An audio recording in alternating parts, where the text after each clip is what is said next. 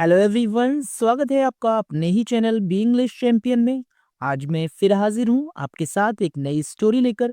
और दोस्तों, आज जो स्टोरी मैं आपके लिए लेकर आया हूँ वो एक शॉर्ट और मोरल स्टोरी है, जो बहुत ही अच्छी, बहुत ही प्यारी और बहुत ही संवेदनशील स्टोरी है, जो विजडम और नॉलेज से रिलेटेड है। सुनकर आपको काफ़ी अच्छा लगेगा। ये स्टोरी डेफिनेटली आपके दिल को छुएगी। और उसके अलावा दोस्तों, आज की जो स्टोरी है इसके अंदर आपको कई सारे नए इंग्लिश के वर्ड मीनिंग सीखने को मिलेंगे, उनके हिंदी मीनिंग और करेक्ट प्रोनाउंसिएशन का पता चलेगा। और हमेशा की तरह जो इसका ग्रामर का पार्ट है उसे बिल्कुल डिटेल में कवर करेंगे, तो एक एक स्ट्रक्चर को आप आसानी से सीख पाएंगे। तो चलिए दोस्तों, आज की स्टोरी को हम शुरू करते हैं। सबसे पहले कहानी का टाइटल देखते हैं, डेथ ऑफ अ पॉट। तो इसका मतलब है डेथ यानी मृत्यु यानी मौत, ऑफ यानी की, और अपॉड एक बर्तन। तो पूरे शीर्षक का मतलब हुआ एक बर्तन की मृत्यु। तो यहाँ पर डेथ जो है वो एक नाउन है और एक एब्स्ट्रैक्ट नाउन है। पॉट एक कॉमन नाउन है और डेथ एक एब्स्ट्रैक्ट नाउन है। दोनों यहाँ पर नाउन है। तो यहाँ पर बात क्या हो रही है, एक बर्तन की मृत्यु। तो इस पूरे टाइटल का आखिर मतलब क्या है, किस तरह से बर्तन की मृत्यु होती है, ये जानने के लिए गाइस मेरी आपसे रिक्वेस्ट है, आप वीडियो को बिना स्किप किए पूरा देखें, ताकि आप स्टोरी के हर एक बिंदु को अच्छे से समझ सकें। तो बिना देरी की स्टोरी को पढ़ना शुरू करते हैं। King Akbar was receiving complaints against a big trader of utensils। तो क्या मतलब हुआ, किंग अकबर यानी राजा अकबर वॉज रिसीविंग यानी मिल रही थी या प्राप्त कर रहे थे। रिसीव का मतलब प्राप्त करना भी होता है, या हासिल करना या मिलना। तो वॉज रिसीविंग यानी मिल रही थी, कंप्लेंट्स का मतलब है शिकायतें। अगेंस्ट यानी विरुद्ध, अ बिग ट्रेडर एक बड़ा व्यापारी था, ऑफ यूटेंसिल्स का मतलब होता है बर्तन। तो यूटेंसिल्स का मतलब है बर्तन। पॉट भी कहते हैं बर्तनों को और यूटेंसिल्स भी कहते हैं। तो जो राजा अकबर थे उनको एक बड़े व्यापारी जो बर्तनों का था, एक बड़े व्यापारी के विरुद्ध शिकायतें मिल रही थी। सेंटेंस के स्ट्रक्चर को समझते हैं। ये पास्ट कॉन्टिन्यूअस का सेंटेंस है, क्योंकि इसमें वॉज के बाद वर्ब की आईएनजी फॉर्म आई है। तो जिन सेंटेंसेस में वॉज वर्ब के साथ वर्ब की आईएनजी फॉर्म आती है वो पास्ट कॉन्टिन्यूअस टेंस के सेंटेंस होते हैं। तो पहली लाइन आपको अच्छे से समझ में आ गई होगी कि जो राजा अकबर थे उनको एक बड़े बर्तन के व्यापारी के विरुद्ध काफी सारी शिकायतें मिल रही थी। तो आगे क्या होता है, he asked Birbal to deal with the case. तो इसका मतलब है ही, उन्होंने, और आस्क्ड का मतलब है कहा। ये वर्ब की सेकंड फॉर्म है। किससे कहा, बीरबल से। उन्होंने बीरबल से कहा, किस लिए, मतलब क्या कहा और क्या करने के लिए कहा। टू डील विद, तो डील विद द केस। तो इसका मतलब है, केस का मतलब मामला, और डील विद का मतलब होता है निपटाना, यानी मामले को निपटाने के लिए कहा। टू के बाद कोई भी वर्ब की जब फर्स्ट फॉर्म आती है तो वो एक इन्फिनेटिव वर्ब होती है और वो किसी ना किसी उद्देश्य की पूर्ति के लिए यूज की जाती है। यानी उन्होंने और बीरबल से क्या कहा था, मामले को निपटाने के लिए। उनको कहने का मतलब एक उद्देश्य यही था कि मामले को निपटाया जाए। Birbal examined the case and found that the trader was indeed a cheat। Birbal यानी बीरबल ने, एग्जामाइंड का मतलब है जांच पड़ताल की, यानी चेक किया, समझा मामले को। द केस यानी मामला। तो बीरबल ने मामले को समझा यानी उसकी जांच पड़ताल की। ये एग्जामाइंड ये वर्ब की सेकंड फॉर्म है। एंड फाउंड और पाया, ये फाइंड की सेकंड फॉर्म है। आपको यहाँ दोनों जो क्लाउज हैं, इन दोनों क्लाउजेज में वर्ब की सेकंड फॉर्म दिख रही है। तो इससे ये पास्ट इंडेफिनिट का सेंटेंस है। दैट यानी कि क्या पाया, कि द ट्रेडर यानी व्यापारी, वॉज था, इंडीड का मतलब है सचमुच यानी वास्तव में, चीट का मतलब होता है धोखेबाज। तो बीरबल ने मामले की जांच पड़ताल की और पाया कि व्यापारी वास्तव में एक धोखेबाज था। ये जो पहला सेंटेंस है ये पास्ट इंडेफिनिट में ही दोनों, और यहाँ पर आप देखिए वॉज के बाद कोई भी एक्शन वर्ब नहीं है, बल्कि क्या है, अ चीट, यानी वो व्यापारी था, क्या था, एक धोखेबाज था। क्योंकि वॉज एक बी क्रिया है और इसके बाद एक कॉम्प्लीमेंट आया है। कॉम्प्लीमेंट का मतलब होता है जो क्रिया के अर्थ को पूरा करता है। जो वर्ड क्रिया के अर्थ को पूरा करने के लिए यूज किए जाते हैं उनको हम कॉम्प्लीमेंट कहते हैं। तो यहाँ पर जो चीट है, आ चीट यानी धोखेबाज, व्यापारी क्या था, एक धोखेबाज था, ये एक यहाँ पर नाउन की तरह यूज किया गया है। तो ये एक नाउन कॉम्प्लीमेंट हुआ। हालांकि कॉम्प्लीमेंट भी 3 तरह के होते हैं, adjective complement, noun complement and adverb complement. तो जो आगे अगर भी क्रिया के आगे कोई नाउन आता है या नाउन फ्रेज आता है तो वो नाउन कॉम्प्लीमेंट है, और अगर कोई एडजेक्टिव या एडजेक्टिवल फ्रेज आता है वो आपका एडजेक्टिव कॉम्प्लीमेंट, और कोई एडवर्ब जब आता है तो वो एडवर्बियल कॉम्प्लीमेंट होती है। तो आगे देखते हैं, he decided to teach the trader a lesson. He यानी उसने, किसके लिए बोला है? बीरबल के लिए। एक प्रोनाउन है, क्योंकि किसी के नाम की जगह जो वर्ड बोले जाते हैं उनको हम प्रोनाउन कहते हैं। ही यानी उसने, डिसाइडेड फैसला किया, ये वर्ब की सेकंड फॉर्म है। डिसाइडेड यानी फैसला किया। टू टीच, यहाँ पर फिर से आप देख सकते हैं ये आपकी मेन वर्ब है और इसके आगे एक इन्फिनेटिव वर्ब है, क्योंकि टू के बाद वर्ब की फर्स्ट फॉर्म है और जो कि किसी उद्देश्य के लिए यूज की जाती है, मैं आपको पहले ही बता चुका हूँ। तो टू टीच का मतलब है सिखाने के लिए। द ट्रेडर यानी उस व्यापारी को, यहाँ पर ट्रेडर से पहले दा लगा हुआ है, लेकिन यहाँ पर पहले आप देख सकते हैं यहाँ ए लगा हुआ था। जब हम किसी अनजान शख्स के बारे में या अनजान चीज के बारे में बात करते हैं तो उससे पहले हम आर्टिकल ए का यूज करते हैं, लेकिन जब वो चीज़ हमारी परिचित हो जाती है, हम किसी फिक्स चीज़ के बारे में, निश्चित चीज़ के बारे में बात करते हैं, तो उससे पहले हम दा का यूज करते हैं। द ट्रेडर यानी उस व्यापारी के बारे में जिसकी यहाँ पर बात चल रही है। अ लेसन का मतलब है एक सबक। तो उसने उस व्यापारी को एक सबक सिखाने का फैसला किया। कैसे? देखिए, so one day Birbal went to the trader and hired 2 pots for 2 days। So यानी इसलिए, ये रीजन बताता है, मतलब इसलिए वन डे यानी एक दिन। बीरबल वेंट यानी गया, ये गो की सेकंड फॉर्म है, गो की सेकंड फॉर्म वेंट होती है, गया।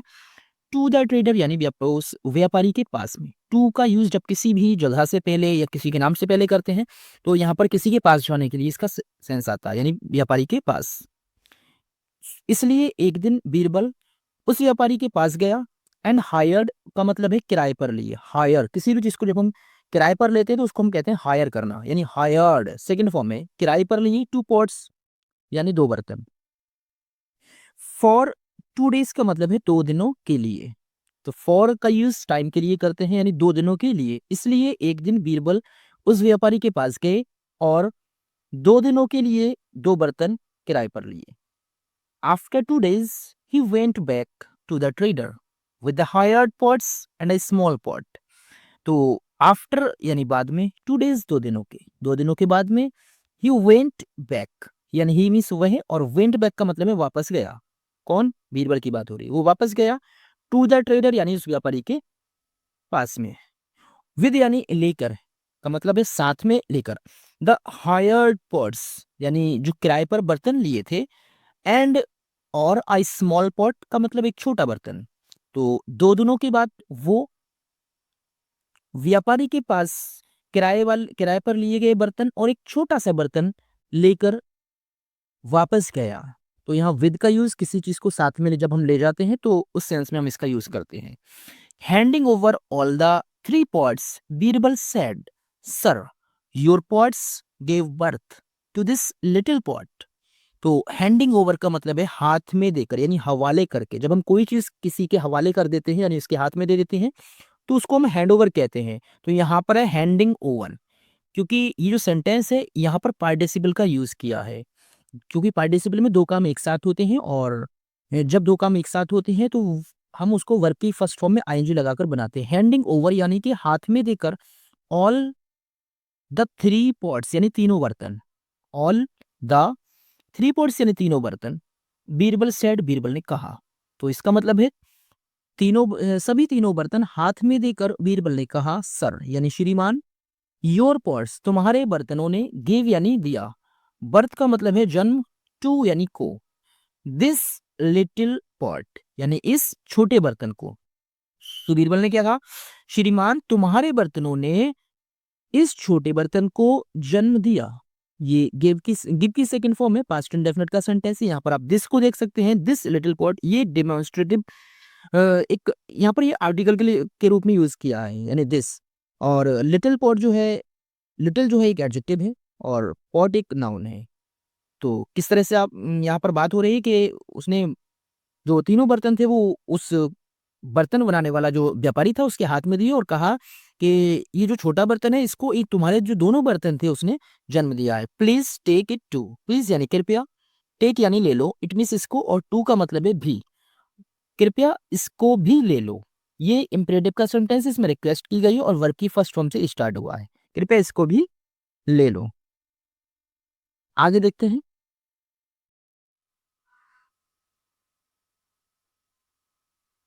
The trader was surprised, but out of greed, he quietly accepted the third part.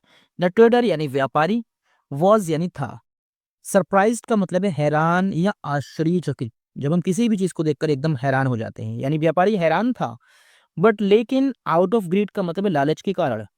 ही उसने क्विकली यानी चुपके से, एक्सेप्टेड यानी स्वीकार कर लिया द थर्ड पॉट तीसरे बर्तन को। व्यापारी हैरान तो था कि ये बर्तन ने जन्म इसको कैसे दे दिया, इस बात से हैरान था, लेकिन लालच के कारण उसने चुपके से तीसरे बर्तन को एक्सेप्ट कर लिया यानी स्वीकार कर लिया। यहाँ पर आप क्विकली को देखिए, क्विकली एक विशेषता बता रहा है किसकी, स्वीकार करने की। स्वीकार करना यहाँ पर एक वर्ब है, और जो वर्ब की विशेषता बताते हैं, वर्ब के बारे में कुछ भी बताते हैं, वो एडवर्ब होते हैं। तो स्वीकार कैसे किया, चुपके से, तो क्विकली एक एडवर्ब है।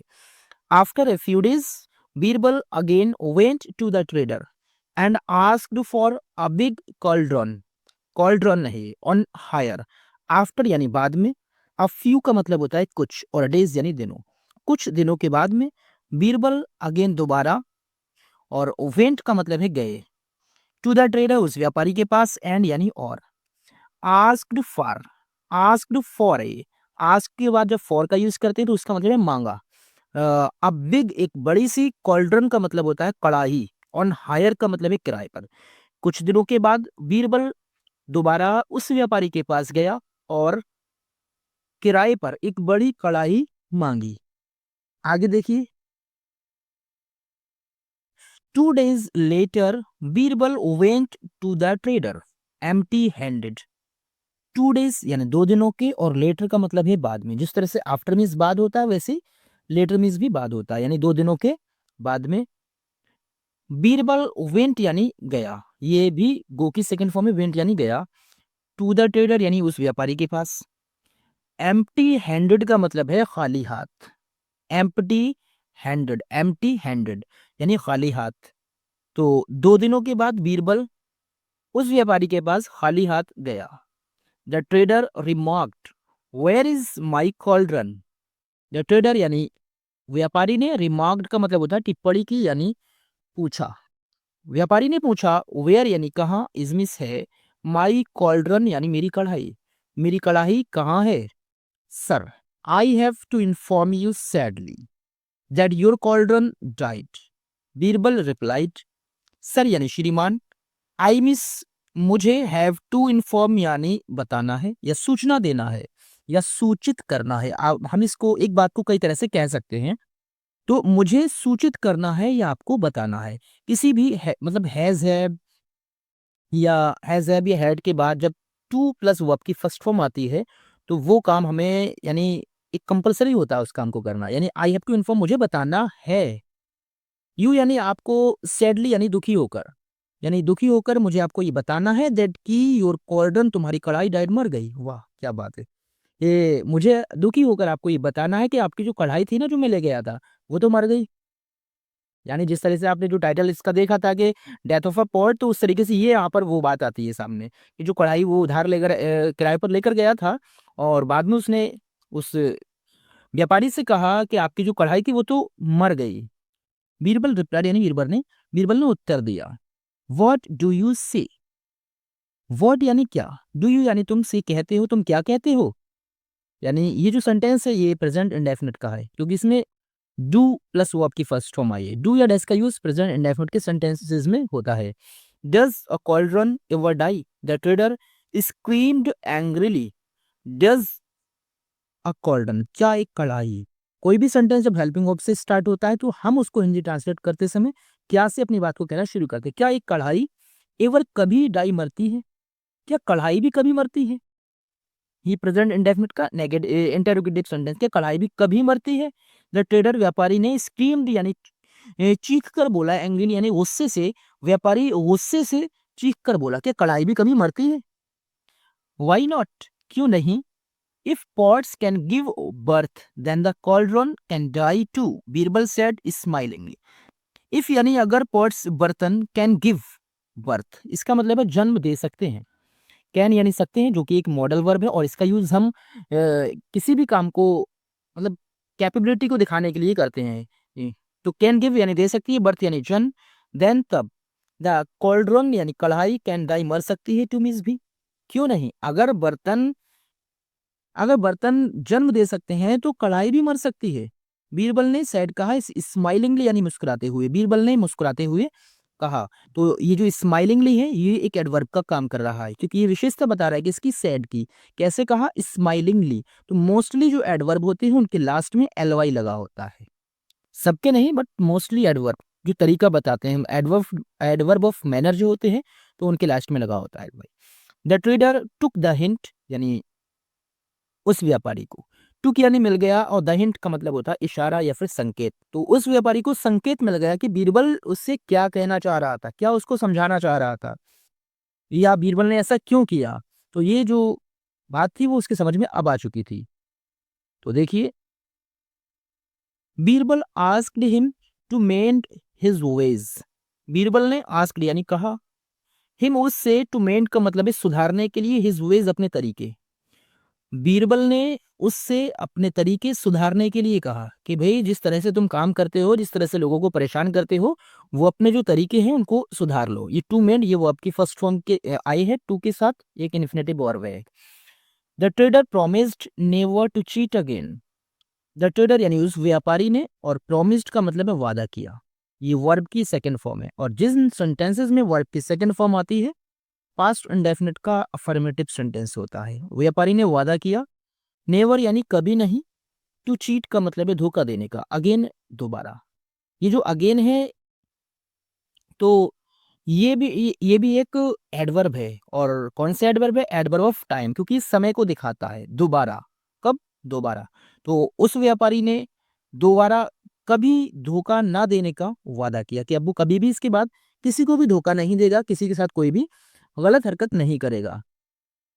When King Akbar heard about it, he laughed heartily. When जब किंग अकबर यानी राजा अकबर ने, हर्ड का मतलब है सुना, ये हेयर की सेकंड फॉर्म है, हर्ड यानी सुना, अबाउट इट का मतलब है इसके बारे में, जब राजा अकबर ने इसके बारे में सुना, ही यानी वह, और लाफ्ड का मतलब है हंसा, और हर्टली का मतलब है मतलब बहुत ज़्यादा दिल से। जब कोई भी काम हम दिल से करते हैं तो उसके लिए हर्टी लगाते हैं, तो वो बहुत ही मतलब दिल से, दिल खोलकर हंसा जब उसने ये बात सुनी कि बीरबल ने इस तरह से व्यापारी को समझा दिया है। तो दोस्तों, इस स्टोरी से हमें ये मोरल मिलता है कि हमें कभी किसी को भी धोखा नहीं देना चाहिए, कि किसी दूसरे के साथ कोई गलत व्यवहार नहीं करना चाहिए। अगर हम ऐसा करेंगे तो कोई ना कोई हमारे साथ भी वैसा ही करेगा। तो इसीलिए मेरी आपसे रिक्वेस्ट है कि हमेशा अच्छी तरह से लाइफ को पास करें, और अगर आपको स्टोरी अच्छी लगी हो तो लाइक और शेयर करें, और अगर अभी तक आपने हमारे चैनल को सब्सक्राइब नहीं किया है तो प्लीज़ चैनल को सब्सक्राइब कर दें और बेल आइकन को प्रेस करें ताकि आपको नोटिफिकेशन पहुंच सके।